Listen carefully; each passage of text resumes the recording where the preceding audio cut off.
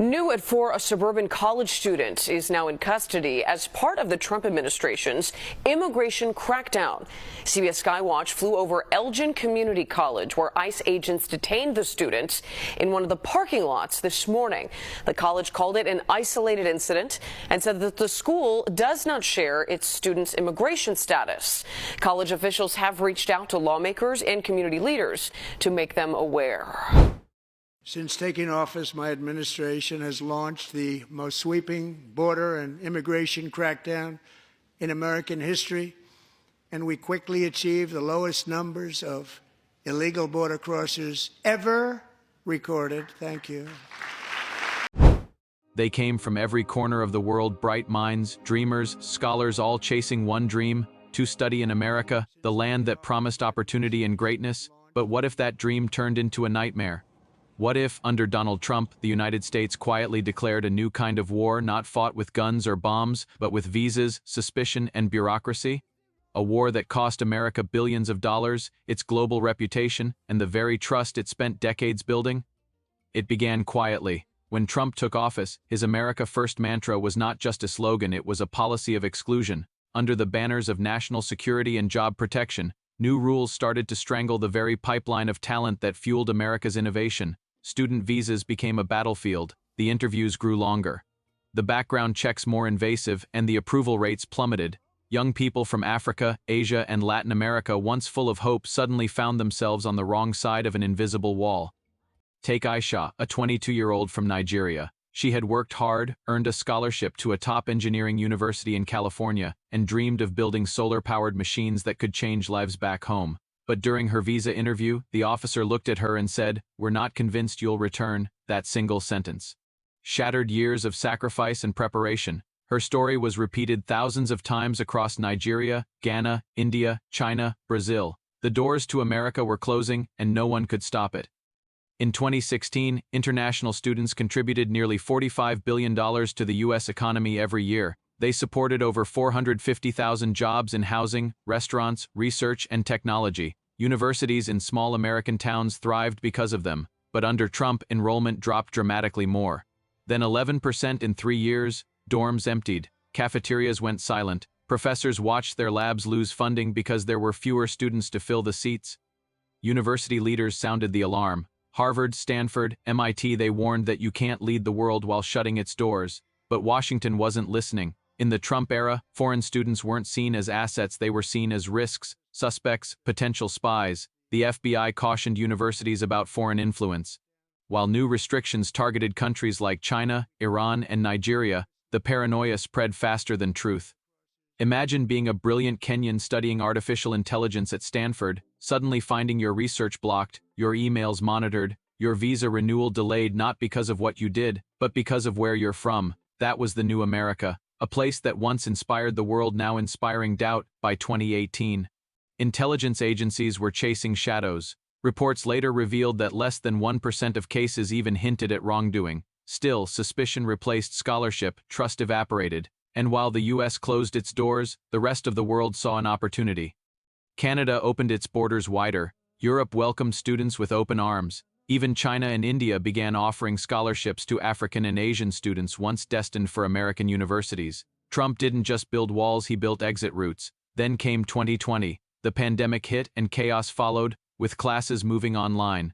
The Trump administration made a shocking announcement. Foreign students taking only online classes could lose their visas. In the middle of a global lockdown, thousands of young people were told, "Leave the country or face deportation." It was cruel, unnecessary, and chaotic. Harvard and MIT took the government to court and won, but the damage was already done. Families were separated, lives disrupted, dreams destroyed. America's message was loud and clear. The world's brightest minds were no longer welcome. Global headlines. Read, U.S. turns its back on international students, and people noticed. In India, in Ghana, in South Africa, parents began choosing Canada, the UK, or even China over the U.S. education agents who once processed hundreds of U.S. visa applications struggled to find even a handful. America's soft power, its ability to attract and inspire, began to fade. The numbers were staggering. By 2021, American universities had lost more than $10 billion in tuition revenue. Entire programs shut down. Research projects stalled. Small college towns that depended on foreign students saw their economies collapse. The U.S. tech industry, built on immigrant genius, began to panic. Google, Apple, and Microsoft warned Congress, if America won't bring in talent, talent will build elsewhere. And it did. Canada's tech sector boomed, Europe's startups flourished, even Africa began to rise, because here's the twist: while Trump was closing doors, Africa was opening new ones. Universities across the continent began forming partnerships with India and China. In Ghana, Kenya, and Nigeria, new joint degree programs emerged. Indian investors saw opportunity and poured millions into African educational technology and startup incubators. Suddenly, the young people who once dreamed of studying in Boston or New York began saying, "We'll build our own Silicon Valley right here." Trump's war on foreign students had an unintended consequence. It triggered an education independence movement. The talent that America rejected found a home in Africa and thrived. Across Lagos, Accra, and Nairobi, you could now find former visa rejects leading startups, teaching in universities, and mentoring the next generation of innovators. America's loss became Africa's advantage. For decades, the United States used its universities as instruments of diplomacy. Every foreign student who studied there became a bridge, an unofficial ambassador. A Ghanaian who graduated from Yale would return home with respect for the U.S. A Nigerian who studied at MIT might start a company that imported American technology. Education built friendships, influence, and trust that no army could buy. But when Trump declared his war on visas, he didn't just reject students, he rejected allies. In Africa, the message was received loud and clear. The so-called land of opportunity was no longer open for all, and as that door closed, new alliances formed. Elsewhere, African governments began sending their brightest students to India and China instead. Scholarships multiplied, partnerships grew. America's monopoly on global education was over. By 2025, a quiet revolution had taken shape. African universities were no longer seen as backups, they were becoming world-class institutions. New research centers were opening in Nairobi, Dakar, and Kigali.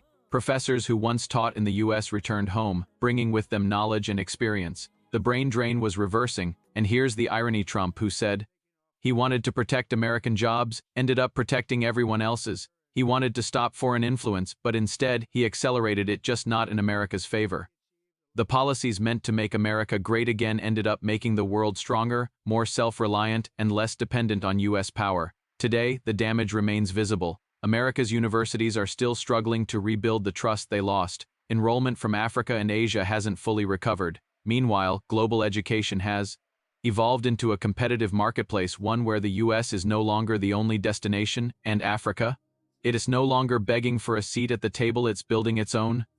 Across the continent, students are learning through digital universities, funded by partnerships with Asia, Europe, and homegrown tech giants. They are saying, we don't need to chase visas, we'll create opportunities here. The future that America once sold to the world now belongs to the world itself. Trump's war on foreign students was never just about security. It was about fear of a changing world where power is shared, not owned, but fear comes at a price. The U.S. lost billions of dollars, hundreds of thousands of friendships, and an entire generation's trust.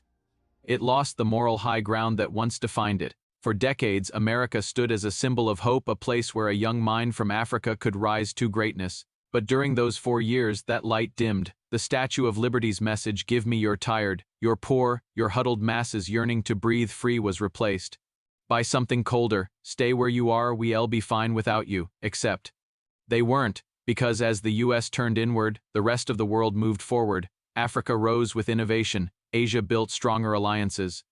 And the very students America once rejected are now shaping the future in their own countries, building companies, writing policies, and training others. Trump's war on foreign students was meant to make America great again. Instead, it revealed something deeper: that greatness doesn't come from exclusion, but inclusion, that leadership isn't about building walls, but bridges, and that the true cost of arrogance is not measured in money alone, but in the loss of trust, respect, and influence. America may one day recover its image, but the world has changed. The balance of power has shifted. And somewhere in Lagos, Accra, or Nairobi, a student who was once denied a U.S. visa is now leading a team that designs technology for the future, proving that opportunity doesn't belong to one nation. It belongs to those who never give up. Trump's war on foreign students might have closed one door, but it opened 100 others. And as history will show, that war was not America's victory, it was its wake-up call.